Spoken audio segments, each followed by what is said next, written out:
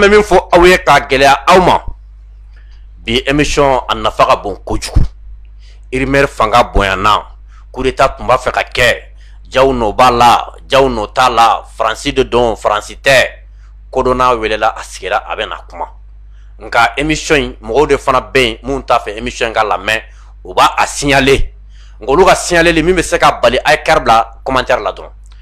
koro Seydou Oumar Traoré ini nyantuma Gandi mbifo mbe jamana de bela jelen fo ambe ala fene fo ka ala barkada ka ala deli anga jamana be geleya muna ala de be abenye do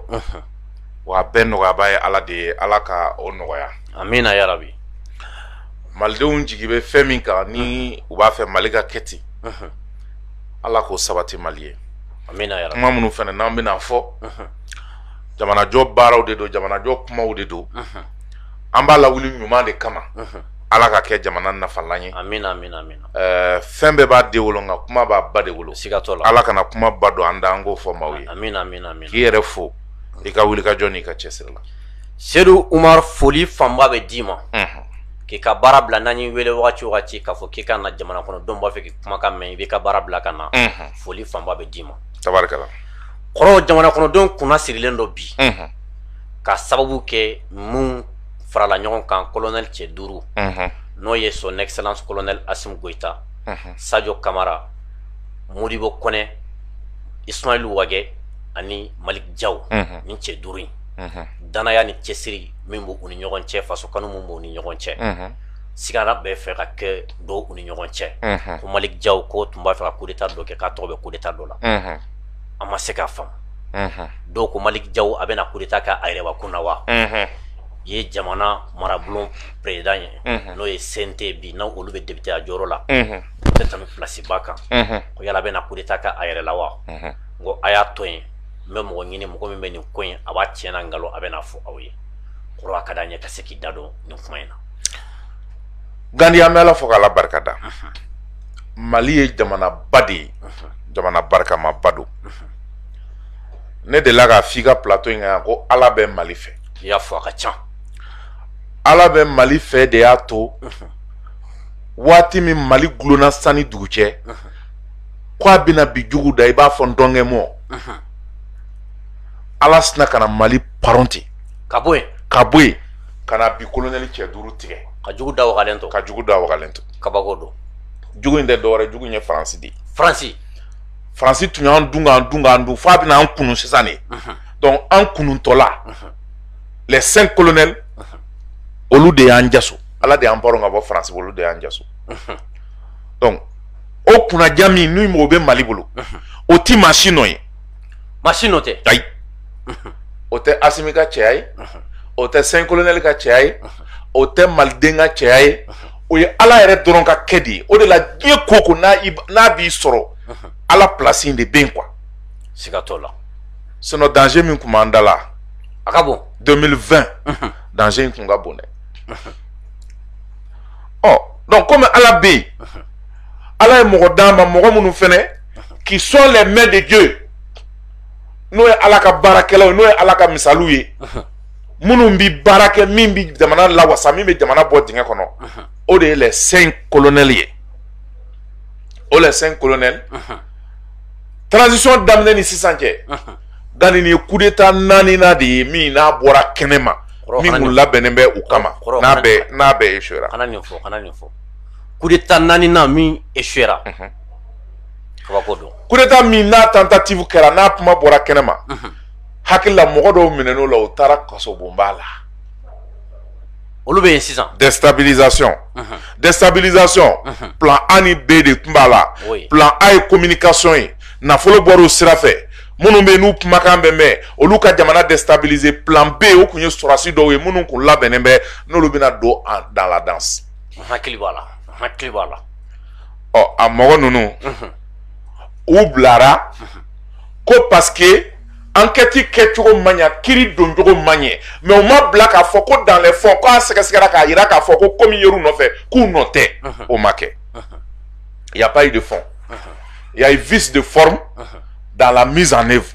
o minɛli sécurité d'état fait enquête kechogo ou ka PV glanjogo mamunum bala no liye ministère ou ke wala ou ye premier ministre ou ke olu ka dossier tali tribunal de droit commun fait ka sur ka dossier ka nga yele cour suprême de la o filu de kera critique la ou ani enquêteur ou ni ñogonche o de kera sababu ni mogo nunu blara bi olu de da pré ko coup d'état ko ngalo daro la galonté de knyede do a prévu be utuma fa jamana d'Afrique mais qui est fait doy ni donjogo yere manye i dongu yere ti ñiningal ke oui o de kama abi fo kiri ye forme ani foin mogo mi ye enquête daele kiri sira fe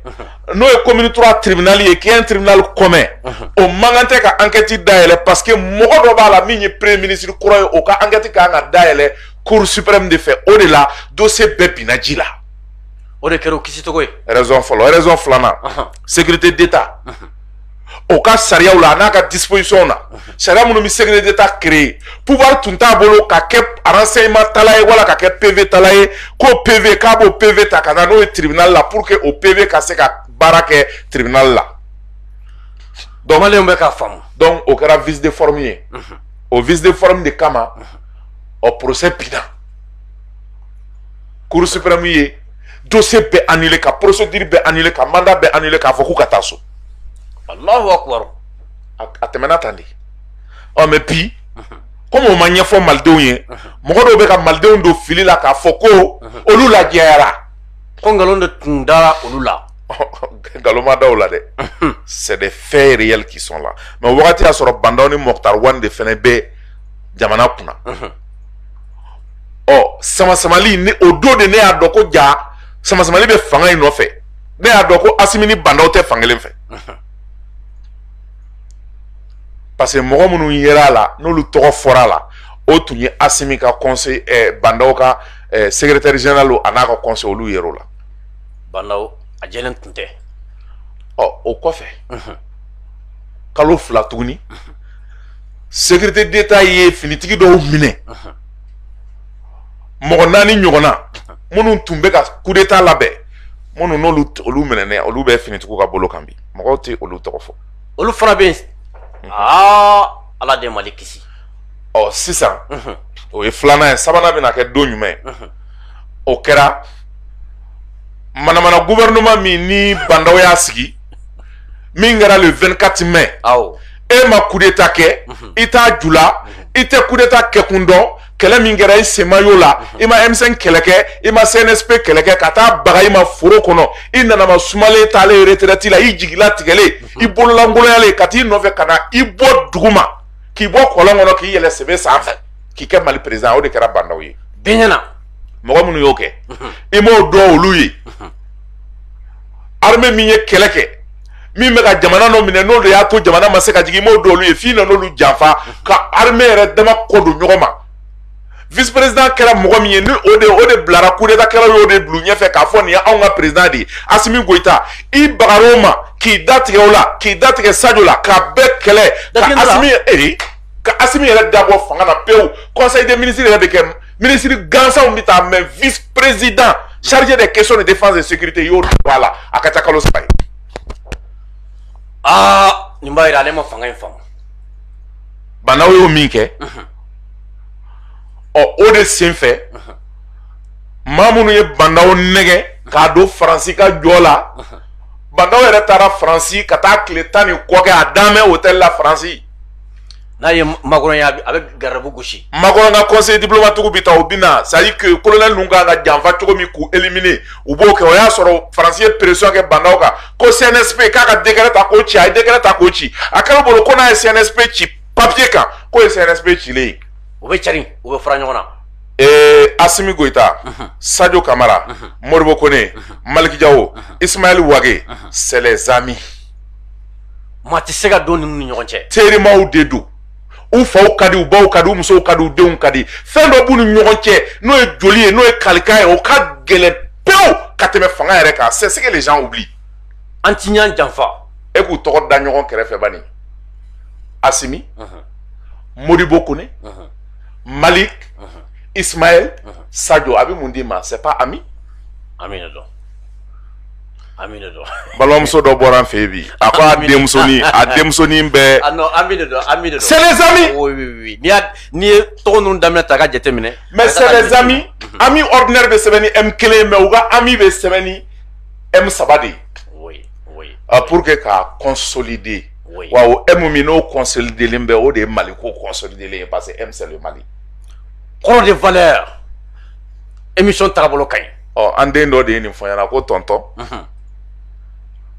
fɛn min ninnu mɔgɔ duuru tɔgɔ ye teriya de ye ne y'o fɔ cogo di ko Assimi Modibo Malik Ismaël Sadio ko ça donne les amis wa c'est les amis mɔgɔ minnu bɛ k'a fɔ ko tentative de coup d'état ko Maliki Diaw de b'a kɔfɛ an y'a ye réseaux sociaux kan an y'a sɔrɔ an ka WhatsApp kan an y'a ye fɛn bɛɛ la kunun ko Sadio Modibo Kone Maliki olu tun bɛ te min na u bɛ ka marabatigɛ ɲimi awɔ waati min ni réseau falen bɛ nin kuma in na kɔrɔ u b'a fɛ ka ninnu diviser ka Mali ci o ti se parce que page minnu b'a fɔ mɔgɔ minnu b'a ta ka yakubaya u bɛ Faransi ka baara de la parce que coup d'état min n'a déjouera Faransi ka coup d'état de kun don min n'a déjouera u y'a fɔ ko jamana dɔ b'a la coup d'état sabanan o de kɛra rectification don gouvernement kala min n'a sigira le 24 mai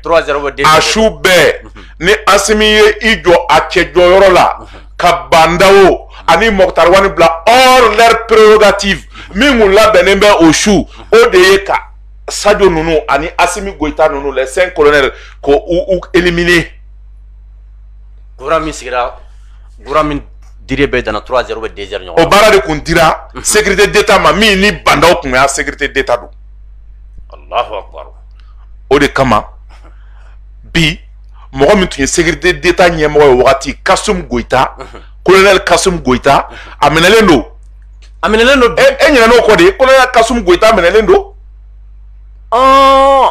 hakili b'a la sisan docteur Kalilou Doumbia secrétaire général de la présidence Bandawo o minɛlen don e ɲinɛ n'o kɔ hakili b'a la olu bɛɛ tun ye ni fɛn les chefs d'état-major particulier de Bandawo o minɛlen don e ɲinɛ n'olu kɔ wa kɔrɔ ne tun ɲinɛna ninnu kɔ a mɛnna mais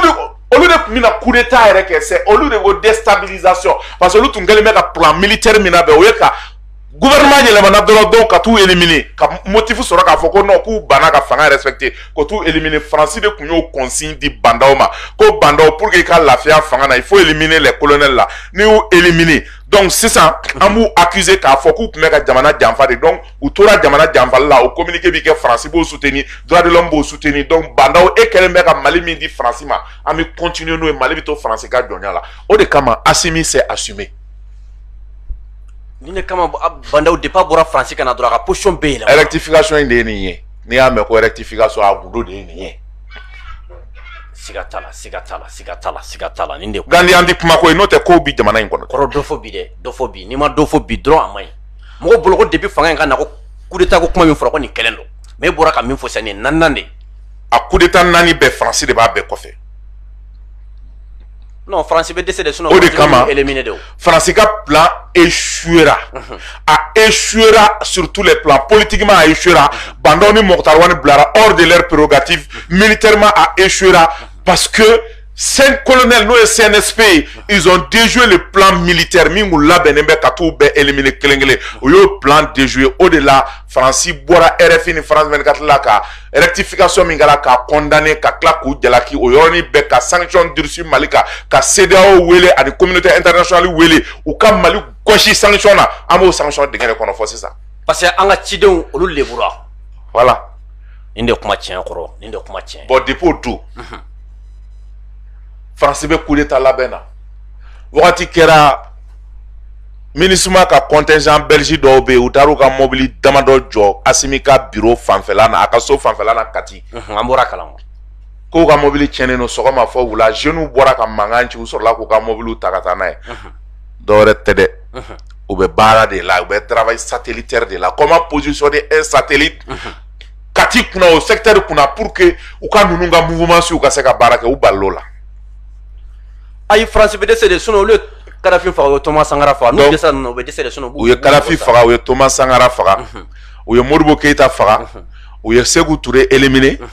u ye Patrice Lumumba faga a bɛɛ tagara a ka ca mɔgɔ o mɔgɔ bɛ yen k'i kɛra farafin président ye k'i y'a essayer k'i faso bɔ bolo la Faransi t'i minɛ dɛ u b'i faga de siga yɛrɛ t'o la siga yɛrɛ t'o la a bɛɛ fana u bɛ fasoden jugu dɔw de labɛn i contrôle la maa min kunna jara a kɛra Laurent Gbagbo ye mais ni Faransi sɔrɔdasiw kun tɛgɛ dara Laurent Gbagbo kan Alassane ka sɔrɔdasiw ɲɛ u tun b'a éliminer mais Gbagbo ye chance de sɔrɔ parce que mɔgɔ minnu ye Gbagbo minɛ farafinya dignité dɔɔni b'u la quoi u tɛ sɔn ka Faransi sago kɛ e m'a ye olu ni Alassane laban na ka kɛlɛ wa les Guillaume Soro les Ibé les Zagazaga et tous les autres là olu ni Alassane ma kɛlɛ bi Alassane kɛlɛ bɛ k'a ka fanga kɛ bi a ye Guillaume Soro yɛrɛ a ye mandat d'arrêt international ani Ahmed parce que farafinya dignité dɔɔni b'u la oui sinon n'olu kun tugura Alassane kɔ ɲan tuma Gbagbo ko banna donc tout ça c'est la France an y'a ye Gbagbo nɔfɛ Côte d'Ivoire France ka force licorne u ye Gbagbo ka flotte aérienne ci ka mɔgɔw faga les jeunes patriotes minnu marché la k'u bombarder k'u faga France tɛ blague a ka intérêt nɔfɛ dɛ ayi non France la bɛnnen don ni colonel ninnu kɔni ala de bɛ donc les 5 colonels ont leur vie en danger de façon permanente pendant la transition et après la transition France kɔni tɛna n'u to yen Gandhi méfie-toi et ni né on est en danger mais je t'informe on est en danger mais je te dis mɔgɔ ni ti France ka affaire kɛ tu es en danger i b'o de bila i kunkolo la siga t'o la mɔgɔ qui tɛ France ka politique soutenir e bɛ France ka nabɔ a bila i kunkolo la ko France b'i éliminer a b'i bɔ n'a ni bɔkolo bɛ éliminer k'i détruire parce que e gɛrɛni France tɛ fɛ o de ka développer voilà les 5 colonels sont en danger voilà pourquoi an ka armée kɔnɔ France ye maa jasilen dɔw sɔrɔ minnu n'a sera ka olu don fili la ni olu dɔw n'u bɛ baara kɛ CNT kɔnɔ c'est des colonels les 5 colonels dara olu de la k'a f'u ka taa jamana kunkanko kuma fɔ finitigiw tɔgɔ la olu de filɛ k'a fɔ k'u bɛ colonels janfa ala tɛ wa maa min y'i ladon ka jɔyɔrɔ d'i ma k'i bonya k'i karama n'i bilar'o la n'i bilar'i i lafabaga la i tɛ sa fɔ ala k'i lebu colonel yɛrɛ CNT kɔnɔ ale colonel to voilà pourquoi mɔgɔ 7 ye minɛli ye ɲininkali busa bɛ se ganu la u forondora o kumana u ye kuma caman fɔ mais minnu bɛ k'a fɔ ko Maliki Jawo non u b'a fɛ ka ninnu kɔ don ɲɔgɔn na de u bɛ fɛ k'u kɔ don ɲɔgɔn na oui Maliki Jawo n'a aucun intérêt aujourd'hui k'a fɔ k'a bɛ coup d'état kɛ Mali la a intention t'a la a yɛrɛ lajɛ a mɔgɔ tɛ Maliki Jawo yɛrɛ lajɛ mɔgɔ sabalilen de don hali a kuma cogo i b'a ye il est posé jɔnni bɛ ninnu na ko kumatɔ la chaleur b'a kumakan na ko fanga ko fa ou bien jamanaya ni yaada ni fɛn dɔ ko i b'o ye o la i b'a santu la a mɔgɔ kelen tɛ ni mɔgɔ duuru in na mɔgɔ kelen tɛ a bɛɛ sabalilen don hali kuma tɔgɔ la i b'a dɔn hali tagama tɔgɔ i b'a dɔn a mɔgɔ tɛ yen oui donc min b'u ranger don min u b'o de fɔ pour que ka maliyɛnw ja wuli pour que ka bɛnbaliya créer 5 colonels ni ɲɔgɔn cɛ mais ils ont lamentablement échoué n bɛ k'a faamu kɔrɔ n bɛ k'a faamu je vais te dire les 5 colonels là u kɛlen bɛ ka ɲɔgɔn minɛ tan de wa ni min kɛra nin ye dɔ fara u ka bɛn de kan ani u ka badenya n'u ka sinjiya nin ye dɔ fara o de kan dɔw kalikan dɔgɔ f'u ka sigana dɔ ni ɲɔgɔn cɛ ko f'u ka colonel duuru ko f'u k'u exploser o tɛ se oui les 5 colonels c'est une étoile avec ses 5 branches wa u soudelen de bɛ ɲɔgɔn na donc a kana kɛ mɔgɔw kɔnɔ k'a fɔ k'u ɲɛ b'u ka vie min na u ka kɛnɛma vie min na k'o y'u ka vie da ye u ka sokɔnɔ vie bɛ yen min ni nin tɛ kɛlɛ mais c'est ce que les gens oublient dɔw bɛ si dɔw ka so dɔw denw bɛ si dɔw ka so dɔw baw ni dɔw kɔrɔkɛw ni dɔw balimaw bɛ si ɲɔgɔn kan c'est une famille il faut que les gens sachent donc k'o hakili sigi di malidenw ma maa si tɛ se ka nin colonel ninnu kɔ don ɲɔgɔn na sinon o de sanɔgɔ ninnu mago sa ils peuvent pas k'u yɛrɛ dama siga ɲɔgɔn na ou ils peuvent pas wa min ka di n'a bɛɛ ye c'est que bonya de b'u ni ɲɔgɔn cɛ quoi le respect bɛɛ bi bɛɛ bonya bɛɛ bi bɛɛ gasi sigi si tɛ fɛ ka don si gasi la n'i y'o ye o ye hɔrɔnjɛ de siga t'o yɔrɔ la donc nin coup d'état langolo min n'a labɛnna Faransi fɛ a dɔnna a kunnafoniw tɛmɛna sira min fɛ plan min kun b'u bolo nafolo min kun labɛnnen bɛ nafolo donc français nafolo wɛrɛ bila ka na tuguni ne m'a fɛ n ko France n ko don o don France bɛ coup d'état dɔ tenter wa n'i bɔra min kalama i bɔra o de kalama sinon nous yemi ke France depuis Afrique era Afrique Mohamed Delega jo France nya ka France humilié ta ina foni colonel Dourounya ka donc a échouera comme ko be kiri ka boloka antena ndabla kirinye mais mo wolo flami nu to fora ka fu be ko ine ba fo communiquer a fo chomi o to donendo wa o donendo wa bi nege ba be se da bolola dew ko di lakana baw ni sharia tigoma oni min kaka obi kula donc ala dia malien be coup d'état ni français ka coup d'état di matin 5 colonel la mi me français ka barala ni mi ye français kasa ya yara la o bo roti ka boala ko fili abe joleno check ni be horo ni dametiku de mono ye rimeru fo mono yo feta ou fo abe galo c'est moi qui te le dis na soro tiendo bi je suis le genre à dénoncer e ba do ko ni nga teli dénonciation ne ti ma ka barala o ne da sa ko mi ne bo di fo ka jaye ba kana jaye jamana ko dongo ko ki wele kana donc mo ko rassurer je t'informe que kunu chou fait ntina yoro fiye Modibo Kone Sadio Kamara Maliki Diaw ou metemi na kamara batike nyimi suro awo parce que donc outloben nare awre tloben nare munu mega ko même fa ya kerbla do Maliki Diaw kun convoquer no présidence là yeve depuis 18h Assimi Goïta tara da ka so a sekane no ay dossier ou étudier a tari da ka so colonel ou yere sigile be barola on ne ban kun fait ka tasuma don nunu ni ñoko mais amunu ñebu la o ya do anaw ye réseau kala ku sigira mi yele quoi iba kan de mondu keli ngono wallahi et do srana kunu ne appel mi son tada do voici la réalité comme maldongo wa keli sigi bembale ate 5 colonel ni ñoko wa otna ke fiu parce que ou benendo ou ben ñogon don ou ben ñogon respecté ou ben ñogon bla ñogon amena kono mais mum ba fe ka sigana do nunu ni ñoko est-ce que lu fante français ka ba mais ne debe ko fiñanaw mo jugu munum be ni olu ye français ka mogo saralo yo be français ni mogo munu be jela politicien na ma munu nyolu ka mala selaw ni olu ka kunafoni kolon charubaga olu de be ka manu fo o de kama ne ya laje ne ma page sérieux kelenye abe mika do ere be we faux profil yi wallahi e ka page donete ya ne ta donete ya oh ni faux na anye puma fo mogo bi se ka dana mais faux profil mana puma fo jomi dawla voilà voici la question wa ou ba nouvelle colonne propager WhatsApp ni groupe WhatsApp kan mais iti machi soro mi ba signer ka fo ko ne de a information di gandi ni ne sedu information di ni clara man to ko se ba duguma sedu ma se fene j'ai signé no kro o ka baray jongelen ki to ko se ba information no mo si to ta duguma ko Malik Diaw do mo si ma se ka fo kale de a information bon c'est faux et archi faux. Malik Diaw n'a jamais été mêlé de près ou de loin à un quelconque coup d'état. Moi, je parallèle de qu'a fait Tchabi CNT là, que donc Ali Malik Diaw adjoint, il est simplement secrétaire parlementaire au niveau de la commission défense et sécurité. Ali président, commissaire, secrétaire parlementaire, ça veut dire là. Voici la situation. Donc, ka be hakil la tige ka fo problème ti anga vake anga baraw la sebe ko be colonel la min te ñogon janfay quoi o tike d'accord koro ni amboro oro la seni anga se armée ka exploitement anya ye ka fo ko lutte contre la corruption machine willa tuni machine wille ko tege dara do kan tege dale do kan ko ko general do nga ko general do tuma fi ko yire fa de amada mene folo fo son na fro buna o makke baraye imine lende ko do tuma fi ko yire fa ko dans les lois de programmation militaire, loi de programmation, loi d'orientation et de programmation militaire, LOPM. Ibeka Nale Fan en 2013. Aya Bali armée Binafoka à Kolongolo. Oui. Ibeka ko pour que l'armée équipée telle là. Sanwo Sanwar me dit armée ma budget là, près de 130 milliards d'euros. Anga fereke pour que Akaseka Chaya. Anga ke loi RSA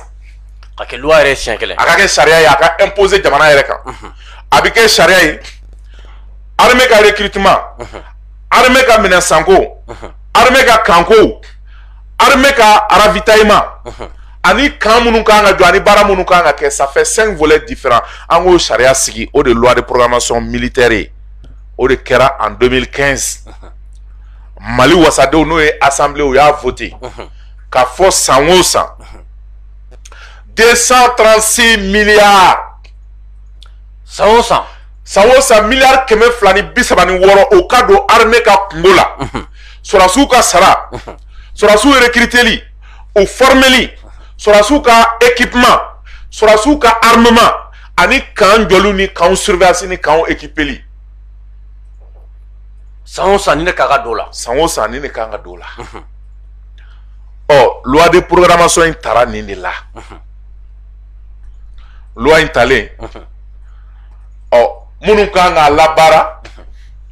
u natara wari in na jamanadenw ka impôt don u natara wari in na et puis a taara wagati la wagati min ni armée bɛ degun kɔnɔ sɔrɔdasiw bɛ ka sa maɲumako la hali tu sidonko ɲuman sɔrɔ n'u sara fɔlɔ na ye u janaja bɛ kɛ fɔlɔ na ye hali k'u suta ka na ka drapeau bila u kunna kan kɔnɔ ka hommage kala ka jamana ka hommage k'u la ka drapeau bila u kunna ka filɛ fiyɛ u la u cɛlama ka taa su don u t'o kɛ u b'u munde ni su don des héros de guerre o y'a bannen ka tila ka lisi kɛ k'a bila ka tila ka lisi kɛ k'a bila Allahu akbar o waati de maa dɔw daan bɛ Bamako ya kilimu kɔrɔ u bɛ ka sɔrɔdasiw ka sara namara o ye kelen ye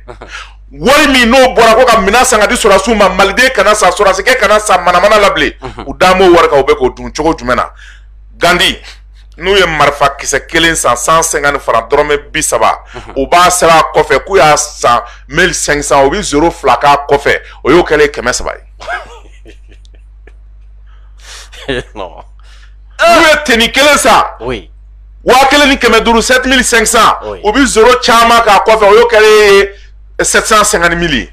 Allahu akbar 150 olu bɛ 0 de utiliser ka caya u bɛ 0 sayi k'a kɛ n'u ye chiffre ta fɛn min ye 400 000 ni 100 000 ye u bɛ 0 caman k'o kɔfɛ u bɛ taa kɛ 450 ye ainsi de suite ka taa o caya miliyari 4 miliyari 5 miliyari 6 fo ka se miliyari 10 ma a wari k'a bɔ Gandi o ma kɛ problème ye a surfacturé la hala ma tɛrɛmɛ k'a surfacturé o ma kɛ problème ye mais problème ba yɛrɛ nana kɛ min ye minɛn min kelen wari 100 wari kelen de sanna o la mais o kelen fɛnɛ o mana a ma livrer kɔrɔ saki ni yɔrɔ ka nin ka faamuya kosɛbɛ dɛ c'est-à-dire fɛn min ye dɛrɛmɛ 10 ye o y'o kɛ dɛrɛmɛ 40 ye ayi dɛ 30 kun tɔnɔ an ka kɔ 30 kun tɔnɔ ayi a ma si ma kɛ problème a ma kɛ dɛ a ma kɛ dɔrɔmɛ 40 ye dɛ fɛn min ye dɔrɔmɛ 10 o y'o kɛ 100 de ye dɔrɔmɛ 10 filɛ a kɛra 100 ye 50 francs o y'o kɛ 500 francs o ye 0 fila k'a kɔfɛ donc dɔrɔmɛ 90 o ye wari fu ye min bɛ bɔ dɔrɔmɛ 10 kun kɔrɔ dɔrɔmɛ 10 fɛn kun kɔrɔ o si ma kɛ problème o si ma kɛ problème ye dɔrɔmɛ 10 bɔra fɛn min fɛnɛ kama o mana cɛ n'i ko k'i bɛ kuma ninnu kan dɔrɔn u b'a fɔ k'i ye cɛkɔrɔbaw dɔgɔya quoi o de kama coup d'état bɛ kɛ don min an ka jamana sɔrɔdasi ɲɛmɔgɔ dɔ ko ne ma ko fɛn dɔw bɛ armée kɔnɔ bi n'i bɔra kalama n'i ma s'i dusu la ko i b'u jɔ ka mugu c'u la de i b'a fɔ sariya k'u jɔ ka mugu c'u la de u kan ka taa cour martiale la ka mugu c'u la mais nin ka jugu n'o bɛɛ lajɛlen nin ka jugu n'o bɛɛ bon nin de kɛra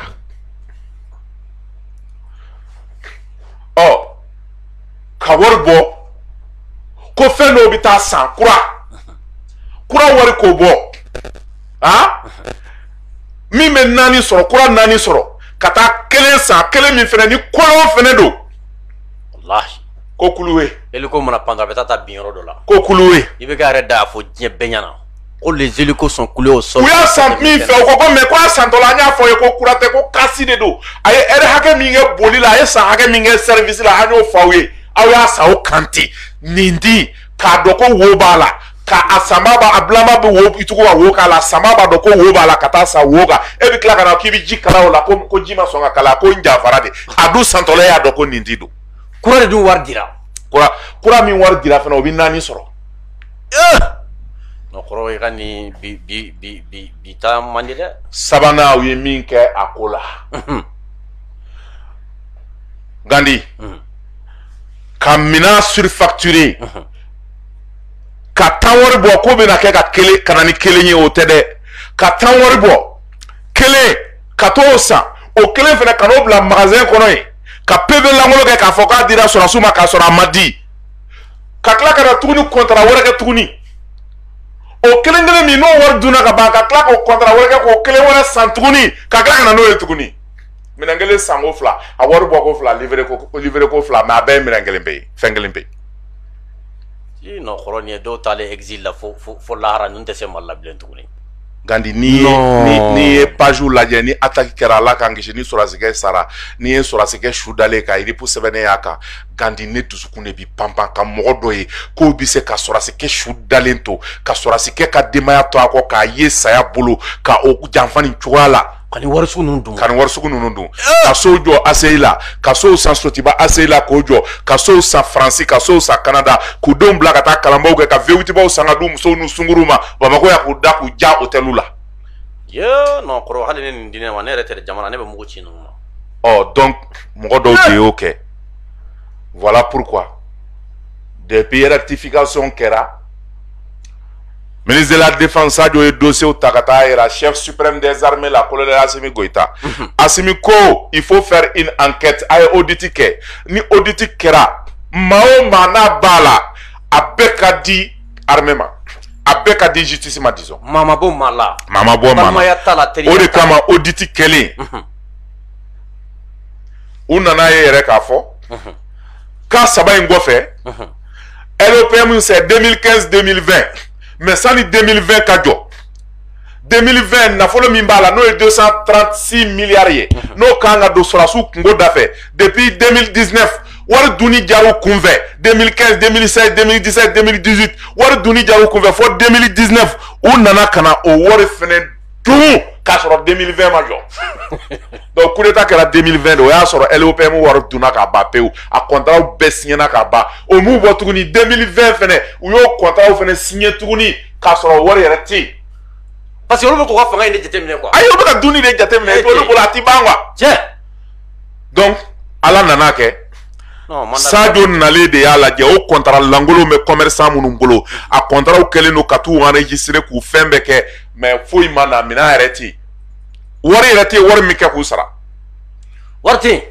a y'o commerçant de wele ka na entente kɛ n'u cɛ bɛnkanw parce que jamana y'i engagé ka papier signé i tɛ se k'a bɔ su la diyagoya de don jamana y'i engagé donc i bɛ bɛnkan de ɲini n'u cɛ a y'o entente de kɛ minnu taara wari sara ka caution ta banque la ka impôt ni fɛnw sara k'u ka contrat enregistré k'olu dédommager Mali ye près de 2 milliards de perdu o fɛnɛ na pour que commerçant ninnu kana Mali wele fanga na. non kɔrɔ ninnu mɔgɔ ninnu tɛ se ka to yen tiɲɛ yɛrɛ la ninnu to cogo tɛ ninnu na wala. bon ninnu ye jamana janfa ka se nin degré de la wagati min olu bɛ ka jamana janfa ka jamana buruja les 5 colonels malgré l'embargo malgré que wari tɛ yen olu de bɛ ka wuli ka taa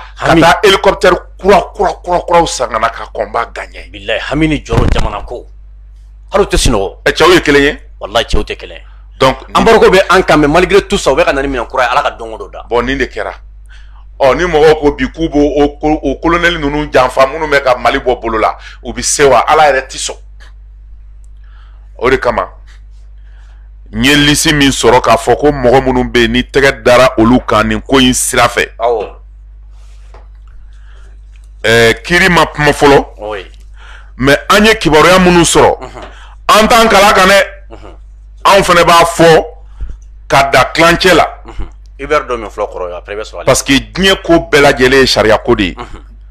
an bɛ kuma ka da tilancɛ la minnu n'olu minɛna k'u bila sous mandat de dépôt général saba de b'a la. général saba ko kelen tun b'a fɛ k'a yɛrɛ faga. ayiwa général saba kɔni minɛna. général Bemba Musa Keita. i bɛ k'a ka chef d'état-major en même temps. a ye général Ablaye Kulubali bɔ yen ka na ni général Bemba Musa Keita min ye. i hakili bɛ Ogo Sago ni Sobanda la. walayi i jɔ ka kangari da min ye bɛɛ ɲɛna. a ko Ablaye ni min kɛra n'a ɲɔgɔnna wɛrɛ kɛra zeni n b'i wuli ka bɔ yen wuli ka bɔ yen ko ya non o tɛ ko ye il faut tirer les enseignements et prendre des sanctions. mɔgɔw fatulen nin cogo in na. général Sulemani Bamba an y'a mɛn k'o fɛnɛ minɛna an y'a mɛn dɛ. tɛgɛ dar'o kan. ni général Mustapha Darabo. non Darabo ye nin jɛngɛ. colonel Abdul Wahab Touré. n'o bɔra yen commandant Aminata Doho. muso u bɛɛ nɔminɛlen bɛ nin ko in na. dɔwɛrɛ bɛ yen colonel Mamoudou Togo o ma minɛ mais placé sous contrôle judiciaire. i sigi yan i kana taa yɔrɔ la ni min sara n na n'a mago sera i ma n bɛ n'i nɔfɛ. i tɛ se ka échapper. i tɛ se ka échapper.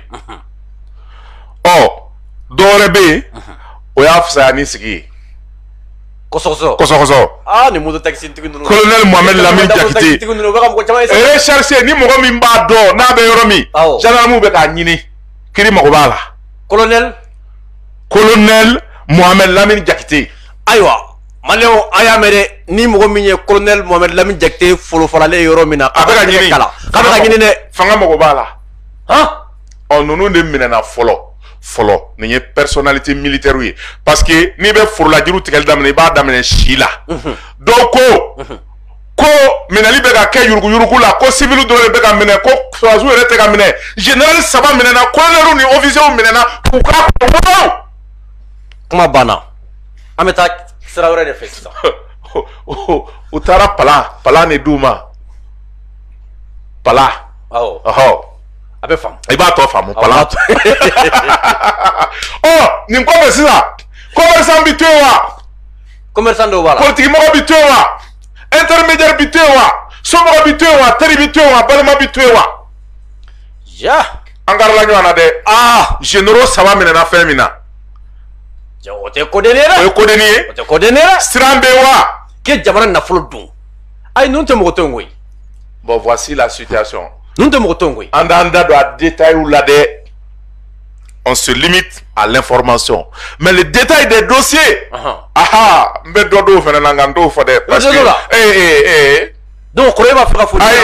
commerçant dɔw bɛ yen homme politique dɔw bɛ yen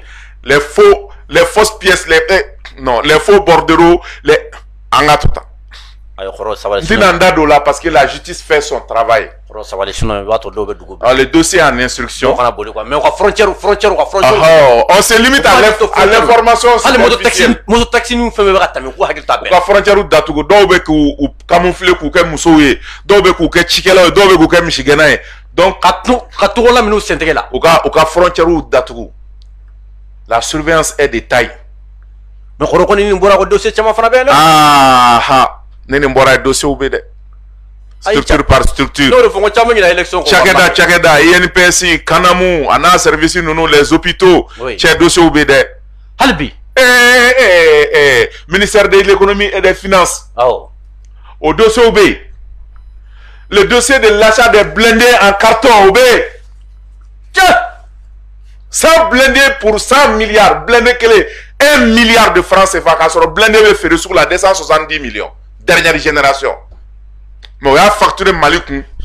1 milliard un gap de 730 millions de francs CFA blindé kelen kan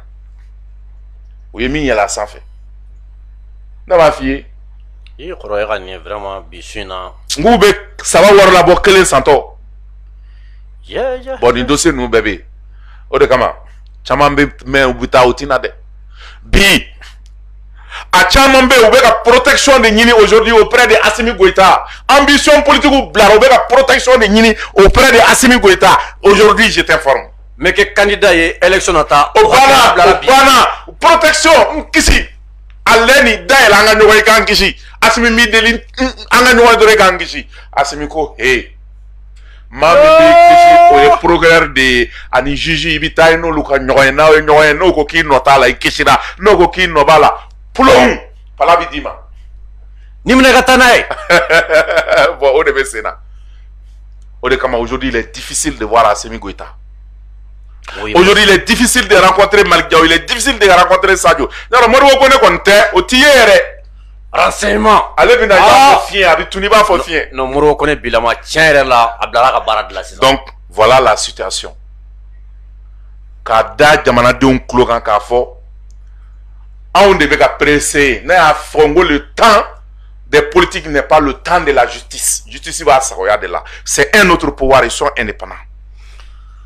kɔrɔ ye nin fɔ yan n y'o dɔ f'i ye k'i ka faamuyali n'i ka kodɔn de kama jamana kɔnɔdenw ko k'i wele ka na bi k'i ka sigi ka kuma nin kan i bɛ don min an ka continuer dossier kɔnɔna bɛ yen dɛ ayi dossier kɔnɔna to parce que ne bɛ ka siran ni donna dossier kɔnɔ wa ni donna yen ne an ti don yen i ka kuma kana kɛ sisan an yɛrɛ la ka boli ka taa an ti don yen ayi o ye secret yɛrɛ de ye c'est ça le secret de l'instruction non ale to yen fɔlɔ kɔrɔ o ye le secret de dossier an bɛna don la n ti don o kɔnɔ an k'olu to yen fɔlɔ voilà donc voici de façon superficielle l'information o ye nin de ye d'accord Chroni Amboura est très rapidement dans la montée de l'armée malienne en puissance. Anya ye kafoni donc on a la terrorisme min fara a cara kosove.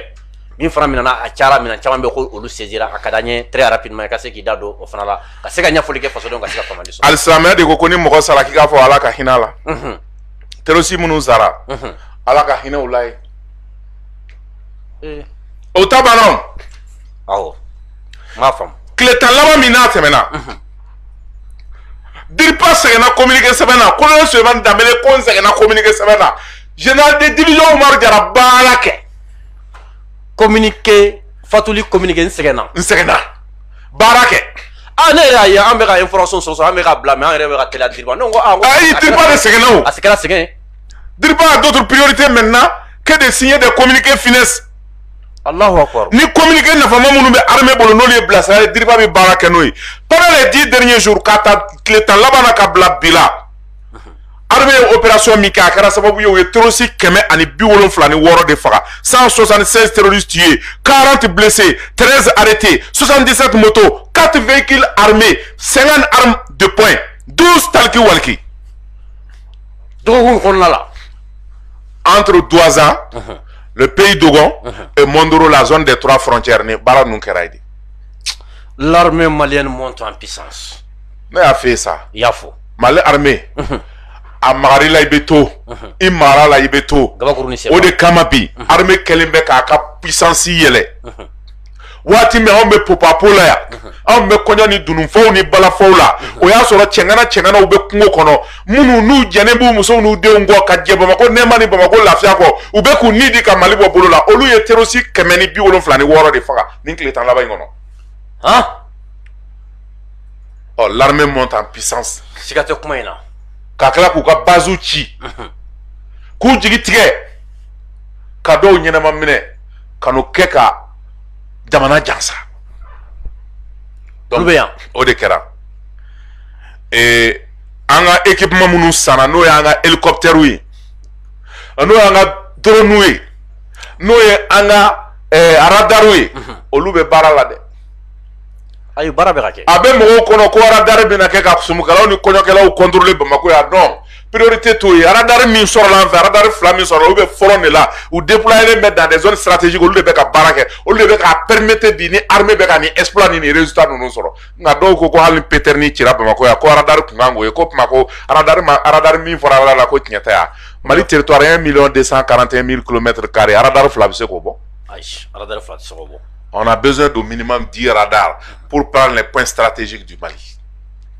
Car renseignement sort. Mais pour renseignement, ni mo munu ko kube la ko chili kani oye. Ko parce que radar ube zone des 3 frontières ni yoro wero la ko attaque kera kayube attaque kera sigaso. Radar flap se ka Mali bebo no be Mali bebo ami sega. Anti sega. Donc voilà les résultats que l'armée a engagés. Wa dongodo.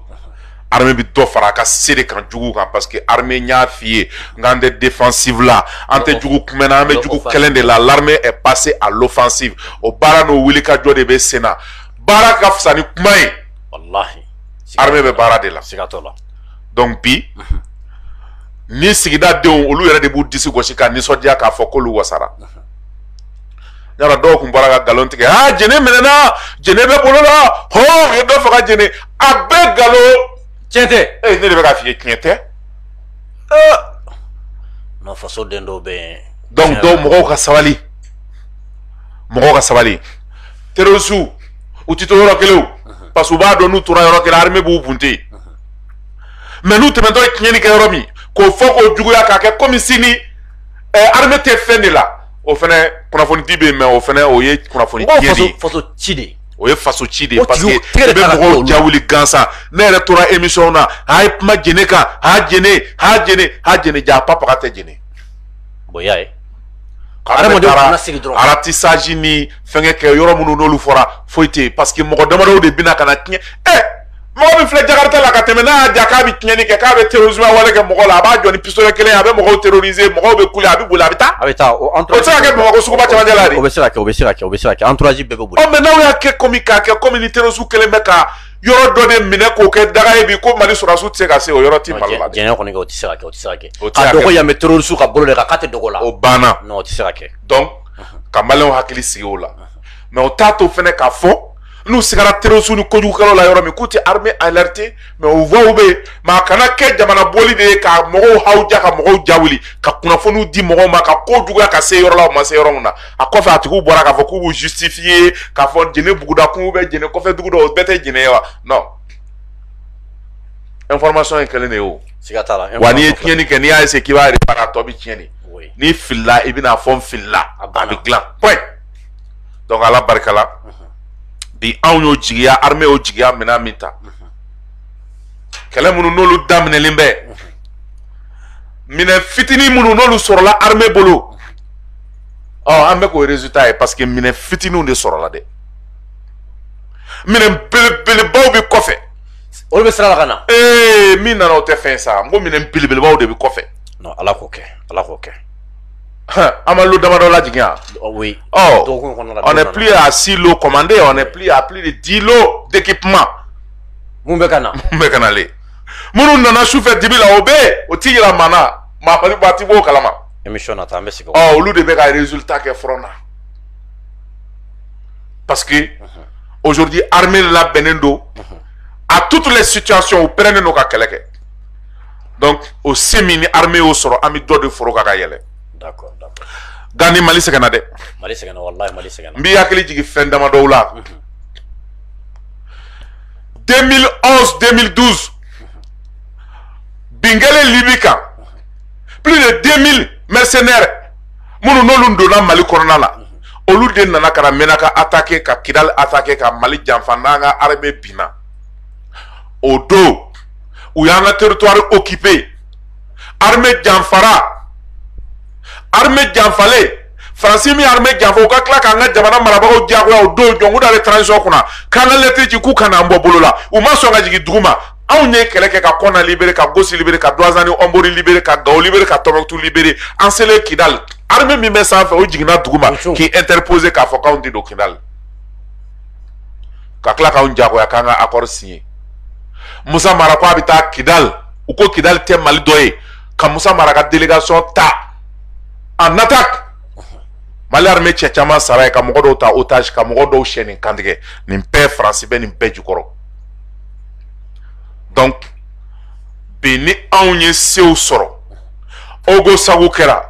Yoro kɛra Sobanida kɛra Ntungani kɛra Tambakɔr kɛra Anefis kɛra Tesaliti kɛra Agalihogu kɛra dugu caman bɛ yen n'o ye Jungani Ngangafani ani Dinanguru Mali sɔrasi binna nin bɛɛ la civil fagara nin bɛɛ la fo kana se don min Songo en janvier ni Sadio en décembre ni Sadio ko ko bon stop fo bi armée de bɛ ka yɛlɛ siga t'a la donc mɔgɔw ka bila u kunkolo la ko digi de kɛra n na digi min kɛra n na munɛ de bɛ ka bɔ an na dɔɔni dɔɔni mais munɛ min don a bɛ bɔ dɔɔni dɔɔni de